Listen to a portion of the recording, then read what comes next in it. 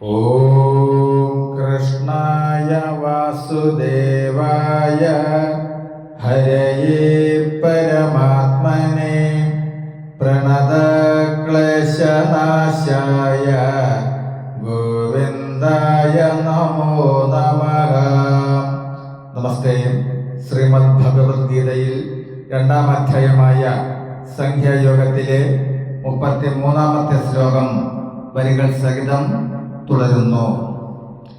അധാചത്വമിമം ധർമ്മ്യം സംഗ്രാമം ന കരിഷ്യസി തദാ സ്വധർമ്മം കീർത്തിം ച ഹിത്വാ പാപമവാപ്സ്യസി. നമസ്തേ. 33-ാമത്തെ ശ്ലോകത്തിൽ പറയുന്നു, ധർമ്മിഷ്ഠനായ യുദ്ധം നീ ചെയ്യുന്നില്ലെന്ന് വന്നാൽ, അതായത് ഈ ധർമ്മനിഷ്ഠമായ യുദ്ധം നീ ചെയ്യുന്നില്ലെന്ന് വന്നാൽ തൽഫലമായി സ്വന്തം ധർമ്മവും കീർത്തിയും വെടിഞ്ഞ് പാപഭാരം കൈക്കൊള്ളേണ്ടി വരുമെന്നറിയുക.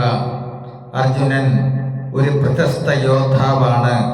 അദ്ദേഹം ദേവന്മാരെ പോലും, എന്തിന് പരമശിവനെ പോലും യുദ്ധത്തിൽ തോൽപ്പിച്ച് കീർത്തി നേടിയിട്ടുണ്ട്.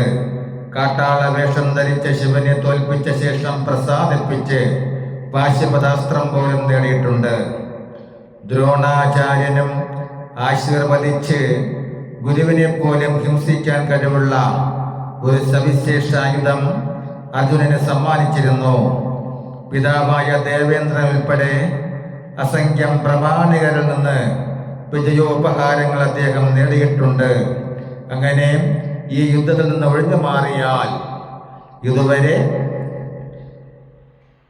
നേടിയിട്ടുള്ള സൽകീർത്തി നഷ്ടപ്പെടും. ക്ഷത്രിയൻ എന്ന നിലയിൽ തൻ്റെ കടമയും നിറവേറ്റിയാൽ യുദ്ധം ചെയ്യാതെ വിട്ടുനിൽക്കുന്നത് പാർത്ഥന നരകം പോകലാകും.